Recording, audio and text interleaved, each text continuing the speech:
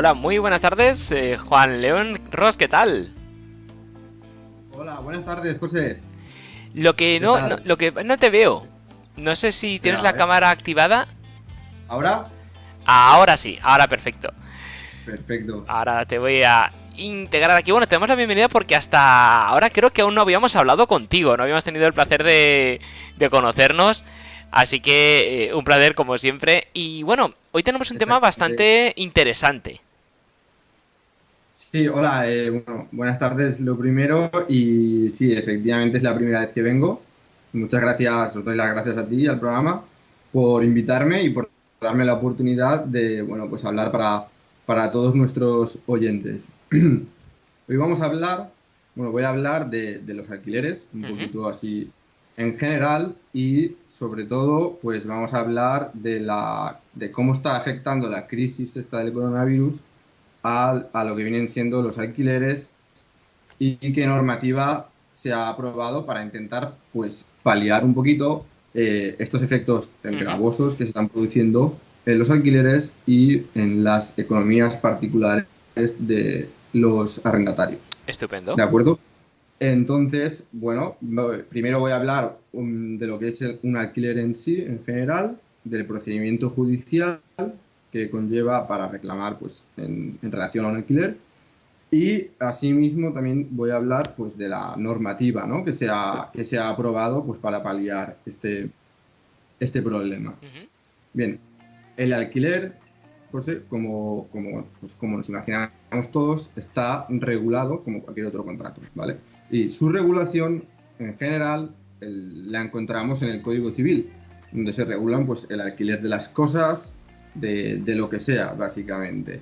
Esta regulación, pues, se aplica de forma general y supletoria, en algunos casos, a todos los arrendamientos.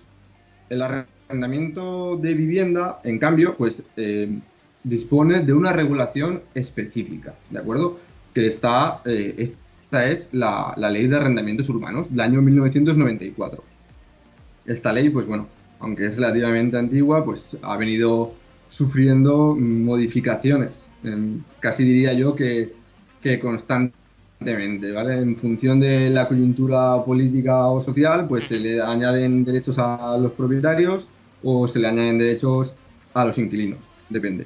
Pero bueno, em, entonces, ¿cuál dirías tú que es la obligación principal de los propietarios en un contrato de arrendamiento de vivienda?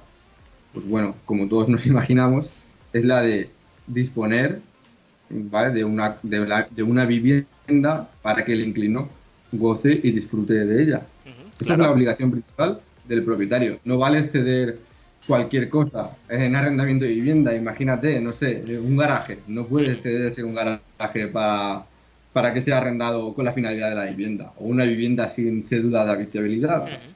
Tampoco valdría, ¿vale? Tampoco una vivienda que se caiga a pedazos o donde los electrodomésticos pues ninguno funcione. Eso no Ajá. sería la finalidad propia del contrato. Y en ese caso, pues el inquilino podría pedir la resolución del contrato. Ujú. Muy bien. Bien, ¿cuál es la obligación, en cambio, del inquilino? La obligación principal, ¿vale? Existen muchas, pero la principal, pues como todos sabemos, es la del pago de la Vale, renta claro. mensual.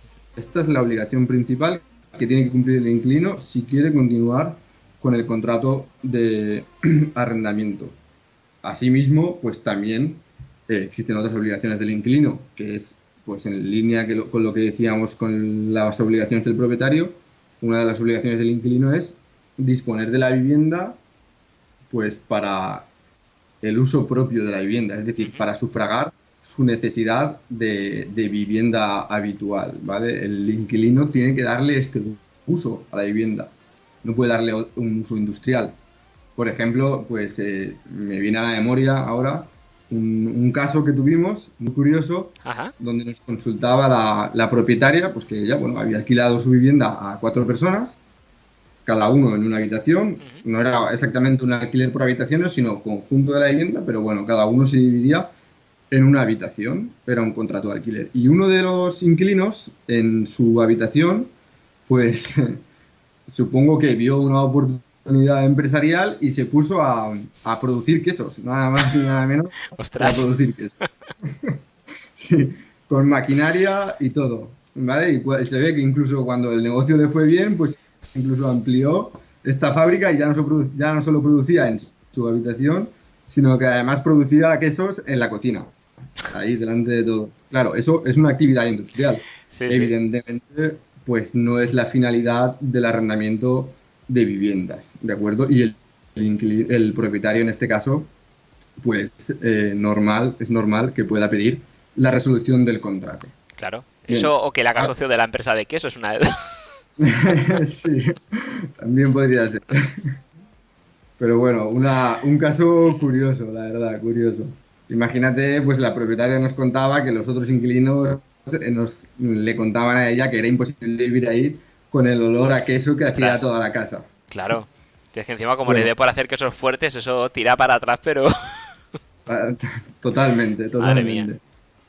Pero bueno, ahora vamos a hablar un Ujú. poco de lo que es el procedimiento judicial, ¿de acuerdo? Para reclamar, pues básicamente la devolución o restitución de la vivienda a su propietario, ¿vale? Que es lo que se da más, es lo más común que se da en los procedimientos judiciales relacionados con los alquileres. Ajá. Bien, antes de nada tenemos que diferenciar pues, dos procedimientos o dos situaciones distintas. Una cosa es la reclamación del impago de renta y desahucio por causa de incumplimiento del contrato de alquiler, y otra cosa que igual es lo que más vemos en los medios es la reclamación o la demanda para que se le restituya al propietario de una vivienda que ha sido ocupada. ¿De Ujú. acuerdo? Este segundo procedimiento pues es un procedimiento distinto que se llama juicio de desahucio por precario, que suele tardar, puede tardar alrededor de un año, más o menos, ¿de acuerdo? Pero bueno, sí que es verdad que desde el 2018, si no recuerdo mal, hay una nueva ley que intenta acortar estos plazos, pues en aquellos, para paliar aquellas situaciones de ocupación ilegal que hoy en día, pues por desgracia, también se dan bastante. ¿Vale? Entonces, este procedimiento o esta nueva ley lo que te viene a decir básicamente es que una vez el propietario interpone la demanda, pues los ignorados ocupas, Ujú. tienen un plazo de 5 días para presentar un título válido. Si no lo hacen, entonces automáticamente se acuerda el lanzamiento, el desahucio. Esto te reduce los plazos, pues estaremos hablando en total de 3 meses, 4 alrededor. O sea, te acorta los plazos bastante. Pero bueno, volviendo al caso que nos ocupa, que es el del procedimiento de desahucio por falta de pago del alquiler, que es lo que más se da hoy en día, pues bueno, lo primero que tenemos que hablar es sobre la institución de la enervación. ¿Y esto qué es? Vamos a ver, lo que te dice la ley es que le viene a dar como una especie de segunda oportunidad al inquilino, ¿de acuerdo? Entonces, si el propietario, en caso de impago, se le deben pues 1.000 euros de renta, por ejemplo, en caso de impago reclama, el inquilino tiene una única oportunidad en todo lo que es la vida del contrato para pagar esa renta que se le debe, o sea, que adeuda Ujú. hasta el día del pago, todo lo que adeude, y continuar viviendo en la vivienda arrendada, pagando la renta, evidentemente. Esto es lo que se conoce como la enervación, es decir, que el propietario interpone una demanda o reclamación extrajudicial y el inquilino puede pagar y en ese caso continuar viviendo en la vivienda. Si después de haber enervado una vez la acción incurre otra vez en incumplimiento, el propietario, en este caso, podrá nuevamente reclamar judicialmente y el inquilino ya nunca más podrá parar la acción de desahucio, aunque pague la totalidad de la renta. Aunque, por ejemplo, si la renta se tiene que pagar del 1 al 10 Sí. de cada mes y el día 11 el inquilino no ha pagado, el propietario puede reclamar judicialmente. Y aunque el día 13, por ejemplo, pague todo lo que se debe, Ujú. igualmente la demanda seguirá hacia adelante y el inquilino será desahuciado. ¿Por qué? Porque ya enervó la acción una vez y no puede volverla a enervar. ¿De acuerdo? Nosotros tuvimos el caso, me acuerdo de, bueno, pues una chica que tenía alquilada una vivienda que era, si no recuerdo mal, de una inmobiliaria, de un banco, tenía un alquiler social. Entonces, pues era un alquiler social muy barato, claro. Por algunas cuestiones, no me acuerdo bien, pues se despistó un poco y no pagó la totalidad de la renta, algunos embargos que le entraron en el banco o algo, no me acuerdo. Y no pagó la totalidad de la renta. Entonces, enseguida, la inmobiliaria le demandó judicialmente para desahuciarla. Y esta chica, pues, acudió a nosotros. Y vimos que efectivamente el banco no había reclamado previamente, por tanto, esta chica lo que hizo, le asesoramos nosotros y lo que hizo fue pagar la totalidad de las rentas y enervar la acción. Y a día de hoy, pues creo que todavía sigue viviendo ahí y pagando la renta, me imagino que puntualmente. ¿De acuerdo? Entonces, la enervación pues hace que el procedimiento se pueda alargar bastante o en otros casos no. ¿De acuerdo? Un procedimiento judicial de desahucio por falta de pago de renta viene a tardar más o menos de entre 5 a 10 meses. Depende de varias cosas. Sobre todo depende del juzgado donde caiga. Ajá. ¿Vale? Porque, bueno, Valencia, por ejemplo, que tiene veintitantos juzgados, pues es un partido judicial que no está tan saturado como otros. Entonces los jueces como que dentro de lo que cabe, porque van bastante saturados, siempre, en cualquier caso van saturados. Pero bueno, en Valencia, dentro de lo que cabe, pues van un poco, pues por lo que sea, menos saturados de trabajo, menos carga. Y entonces en Valencia suele ser un poquito más rápido que comparado con otros partidos judiciales como suele ser Giria o Mislata, que aquí, pues si tu vivienda está dentro de este partido judicial, pues puedes tardar un poco más, ¿vale? Y de acuerdo, y sobre todo, el procedimiento de desahucio varía tanto de entre 5 a 10 meses porque el inquilino, varía tanto en función de la postura que adopte el inquilino. Porque el inquilino puede o bien no hacer nada, y entonces, una vez recibe la demanda, pues directamente se acuerda y deja transcurrir el plazo para contestar, directamente se acuerda una fecha de lanzamiento y el juzgado pues lo lanza de la vivienda, pues esto entre alrededor de 5 meses, o bien, por el contrario, una vez reciba la demanda, puede formular oposición al juicio de desahucio. Y si formula oposición, el juzgado tiene que señalar un día en el que se celebrará un juicio. Después del juicio, que evidentemente hay que ganarlo, se dictará una sentencia y esta sentencia se tendrá que ejecutar, una nueva demanda de ejecución. Y luego ya se fijará la fecha del lanzamiento. Con lo cual, este procedimiento de desahucio, pues bueno, esto es importante saberlo, por lo que luego diremos, pero suele tardar eso, de entre 5 en el mejor de los casos, de entre 5 a 10 meses, ¿de acuerdo? Bueno, esta crisis del coronavirus, pues como todos sabemos, está causando graves perjuicios. Ha suspendido la prácticamente mayoría de las empresas, la producción de las empresas, no existe casi actividad económica, no hay beneficios, no hay rendimientos, por tanto, pues muchas familias se han visto pues, que no están percibiendo salarios o ingresos mensuales. ¿Vale? Ya hemos tenido regulaciones en el sector hipotecario para pedir una moratoria y asimismo en otros sectores también para intentar pues, paliar esta crisis, ¿no? Como por ejemplo ampliando también los requisitos disminuyendo los requisitos para percibir una prestación económica en caso de desempleo, etcétera. Entonces, bueno, en la situación de los alquileres, pues evidentemente no hace falta ser muy listo para darse cuenta que también se va a producir un perjuicio porque los inquilinos no van a poder pagar la renta que mensualmente vienen pagando en algunos casos y porque también los propietarios, pues en muchas ocasiones son particulares o personas que solo tienen ingresos de su inmueble que tienen alquilado y el hecho de que un inquilino no le pague, pues le puede producir un perjuicio relevante, ¿de acuerdo? Por ejemplo, esta misma mañana, pues creo que hemos recibido casi 3 consultas que venían relacionadas en este sentido. Es decir, por una cosa o por otra, pues al final se intentan suspender los contratos de alquiler o dejar de pagar, pues porque no se puede. ¿no? En este caso hemos recibido 3 consultas que han sido prácticamente las 3 iguales de 3 pisos distintos de estudiantes donde, bueno, pues los estudiantes, como la universidad está parada, que tampoco van a dar clases hasta verano o hasta el año que viene, hasta el curso escolar siguiente, Sí. pues bueno, entonces los inquilinos que son estudiantes han decidido en su gran mayoría resolver los contratos de arrendamiento y bueno, volverse a sus casas, ¿no? Con sus padres o con quien sea.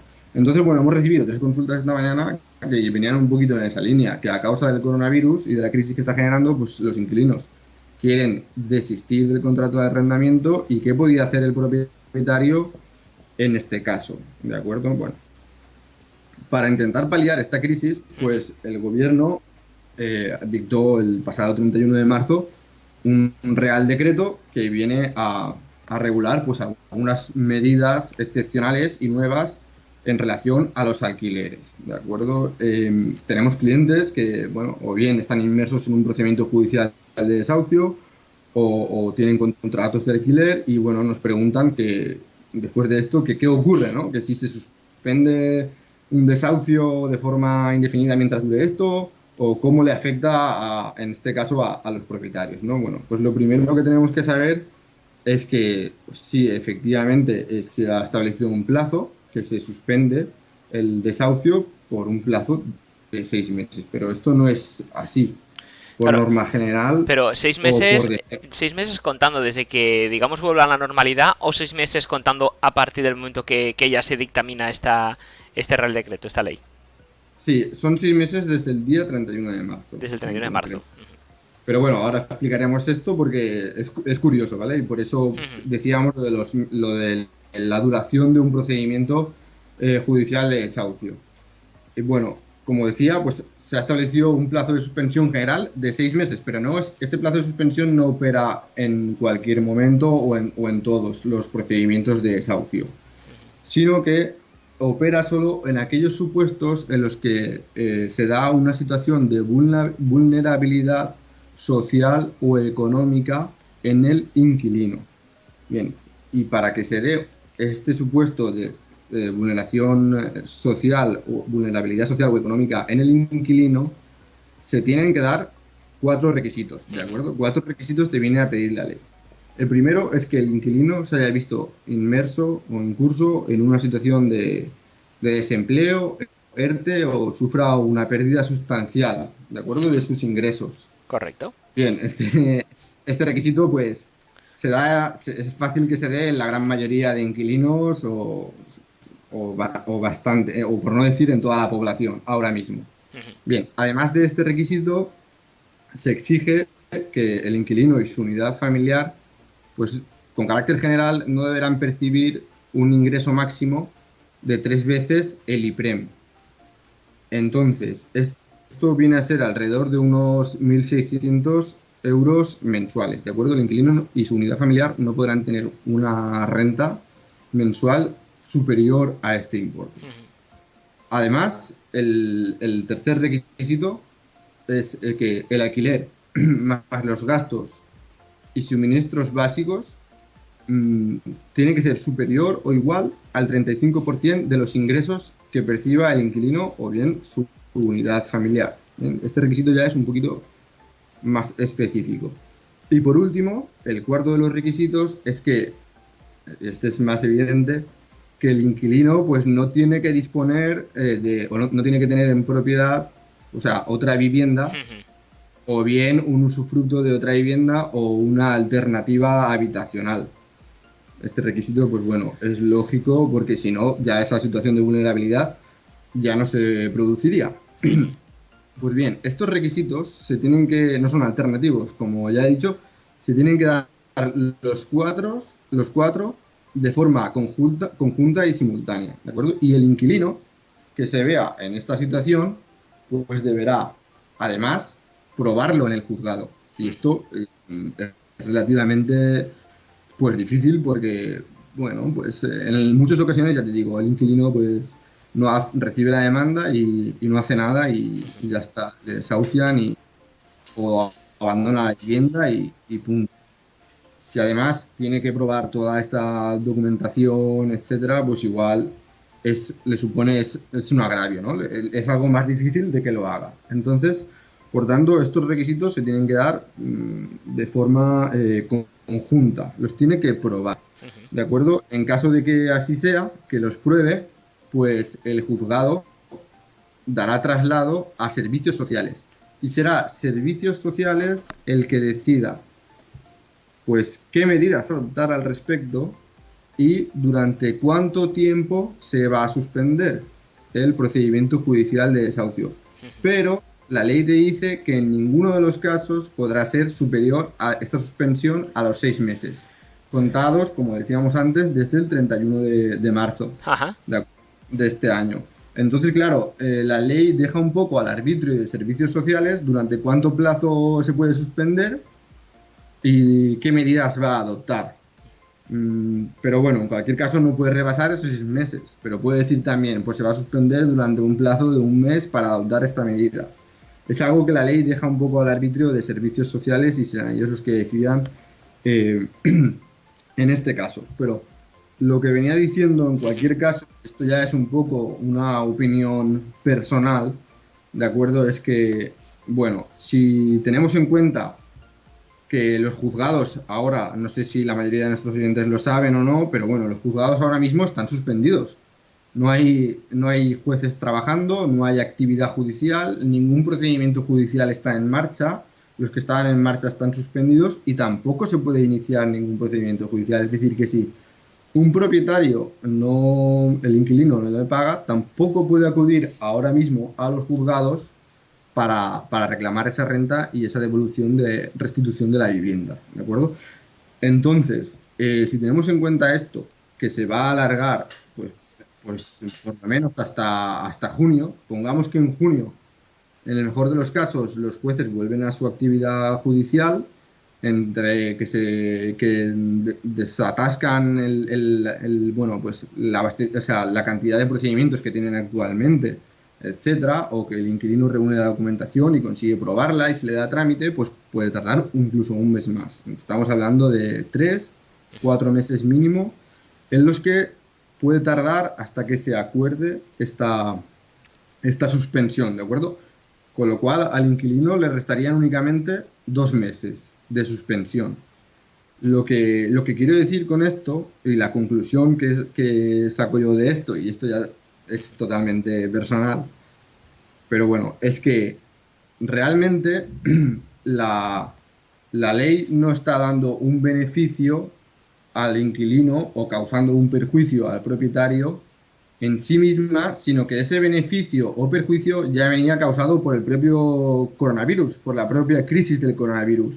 ¿Por qué? Porque los juzgados están parados, no hay procedimiento judicial que esté en marcha ni se puede iniciar. Con lo cual, si un inquilino pues ahora no paga o deja de pagar hasta que el propietario pueda reclamar esa vivienda y que se le sea devuelta, pues si tenemos en cuenta que un procedimiento tarda de 5 a 10 meses, pues tardará eso. Y el inquilino podrá estar todo ese tiempo en la vivienda. ¿De acuerdo? Por tanto, yo creo que este beneficio al inquilino de suspensión del procedimiento judicial, pues no es que se lo dé la ley en sí mismo, la nueva regulación, sino más bien la situación esta económica que ha causado el coronavirus, que ha hecho que la justicia pues esté suspendida en este momento, esté parada. Claro, y dos cuestiones que se me ocurren. También, la primera es, en teoría, si se supone que estas medidas eran para beneficiar o ayudar un poco a la gente que no pueda pagar el alquiler por el coronavirus, por esta crisis, estos plazos no deberían de haberse pactado en el momento que arranque la maquinaria y a partir de ahí a sumar. No aprovechar, digamos, este stand-by que están los jueces, que no están ejerciendo, para empezar a sumar ya, porque entonces, como tú bien dices, a lo mejor de ese plazo de cortesía, por así decirlo, quedan 2 meses. Sí. No tiene que ser. Y luego, otra cuestión que se me ocurre, al igual, bueno, yo creo que a partir del día 9 ya muchos trabajos se podían empezar a arrancar para mover la maquinaria. Y están hablando de trabajos esenciales. No lo sé, pero yo creo que un juez se podía catalogar como un trabajo esencial. Entonces, sí. Desde su casa no pueden hacer teletrabajo o hacer los juicios pues como estamos haciendo tú y yo ahora, es decir, a través de un plasma, como otros presidentes han hecho también, que tampoco es algo nuevo que se haya hecho estas medidas. No sé, Sí, ¿no pueden ejercer así? sí, efectivamente, bueno, hubiese sido más efectivo, como tú bien dices, poner este plazo ya no desde la publicación del decreto, que fue el 31 de marzo, sino más bien pues desde que se vuelva a la actividad, ¿no? Hubiese sido más prudente, hubiese dado un margen mayor a los inquilinos. Ujú. Pero bueno, en cualquier caso, creo que también volveríamos a lo mismo. Si es decir, un inquilino puede estar perfectamente en su vivienda, si se opone al juicio, puede llegar incluso a los 10 meses, Ujú. sin, estando en la vivienda y sin pagar renta alguna. Ahora bien, no sé si lo he dicho antes, pero bueno, esto no significa que el inquilino no adeude las rentas, Ajá. sino que las adeuda en cualquier caso, y, bueno, y esto es en cualquier caso, las adeuda hasta el último día que Ujú. esté en la vivienda, hasta el último día formal, es decir, hasta el día en el que se le desahucie, ¿de acuerdo? Ujú. Esto no significa que tenga una reducción en las rentas o que no tenga que pagarlas, ¿no? Correcto. Esto, pues, esto de no pagar y estar el máximo tiempo posible suele darse en caso de inquilinos que, pues, por lo que sea, son insolventes y, bueno, no les, al final generar una deuda no les va a suponer Ujú. un perjuicio o prácticamente ningún perjuicio, ¿de Claro. acuerdo? Y en la otra, en relación a la otra pregunta que me hacías respecto de los jueces, si pueden Sí. trabajar o no desde casa, pues bueno, esto lo desconozco. Lo único que sé es que a nosotros los abogados sí que se nos ha dicho que desde que se decretó el estado de alarma, prácticamente, creo que fue el mismo día, pues la ciudad de la justicia está prácticamente cerrada. En los juzgados hay algunos funcionarios que están haciendo servicios mínimos, y cuando digo servicios mínimos es pues que atienden alguna llamada de los abogados para mirarte alguna cosa del procedimiento, pero ya está. Ujú. No están celebrándose juicios, Ajá. ni que yo sepa, pues bueno, los jueces en su casa, no sé si, si estarán trabajando o no. Me imagino que igual hay algunos que sí, que están trabajando o mirándose procedimientos, pero lo que vengo a decir es que la actividad Sí. formal del juzgado, pues ahora mismo está suspendida. Ujú. Y se supone que va a estar suspendida durante lo que dure el estado de alarma. Y en principio, pues el estado de alarma, si no me equivoco, estará hasta final de este mes y probablemente se prorrogue un poco más, un mes más quizás, ¿de acuerdo? Bueno, entonces, continuando con lo que estábamos hablando Ujú. en relación a esta situación de vulnerabilidad, bueno, pues también nos podemos preguntar, oye, ¿y qué pasa si es el propietario el que está en esta situación de vulnerabilidad? Porque claro, no es justo, ¿no? Pues Claro. entendemos que, bueno, sí, hay inquilinos que no tienen una alternativa habitacional, que no tienen rentas, y bueno, pues esto es una situación de vulnerabilidad, pero también entendemos el otro caso en el que los propietarios pues también pueden haberse visto afectados por un ERTE o una situación de desempleo y bueno, la renta es su única fuente de ingresos, ¿de acuerdo? Entonces la ley prevé esta situación, la nueva ley, la del Real Decreto del 31 de marzo, y te viene a decir que en tal caso, pues los propietarios deberán alegar y probar, Ujú. evidentemente, en el juzgado, al tiempo que el inquilino, esta situación de vulnerabilidad económica que sufre el propietario.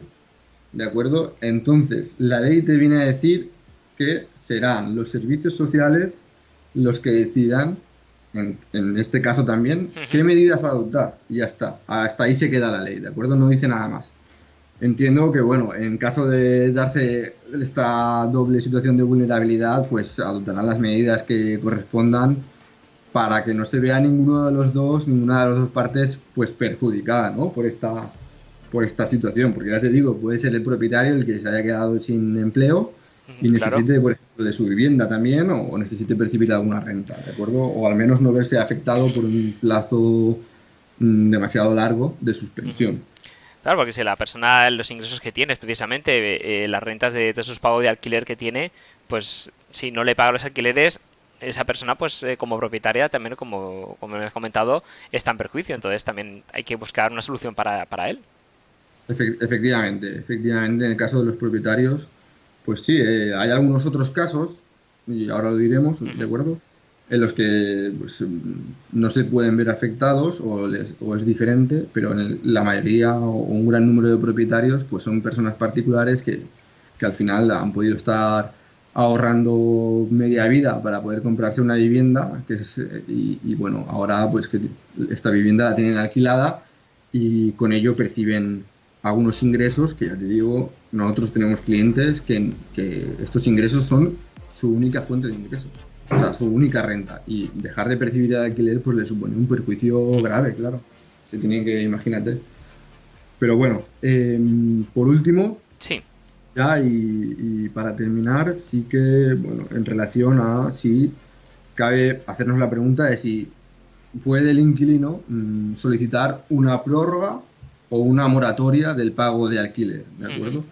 Entonces, hay que diferenciar dos situaciones aquí. Si, como veníamos diciendo antes, si el propietario no es un particular, sino que es una empresa pública o bien un gran tenedor es una persona que tiene más de 10 inmuebles.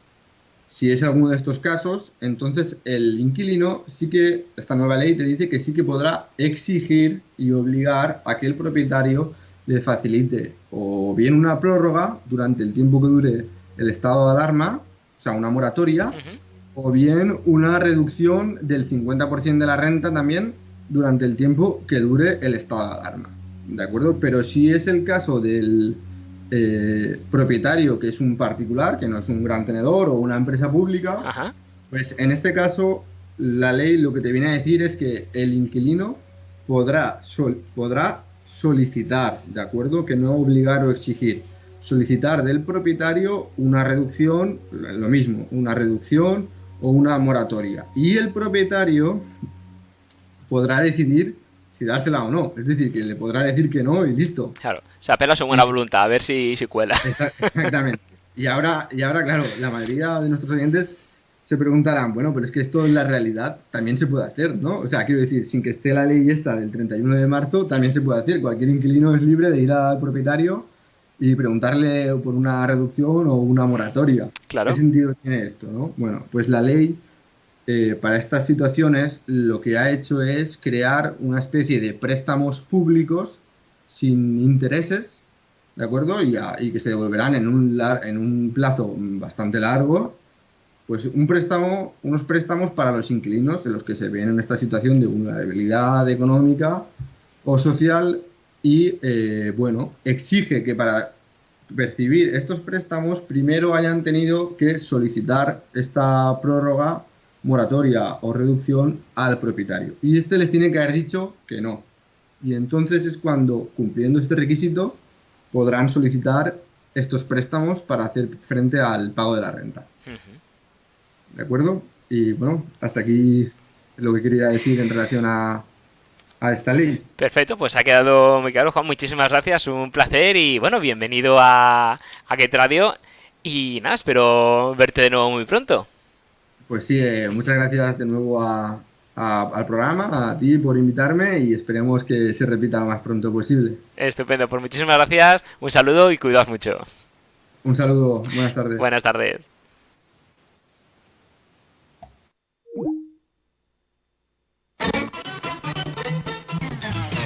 Descárgate nuestra app. Y llámanos siempre contigo.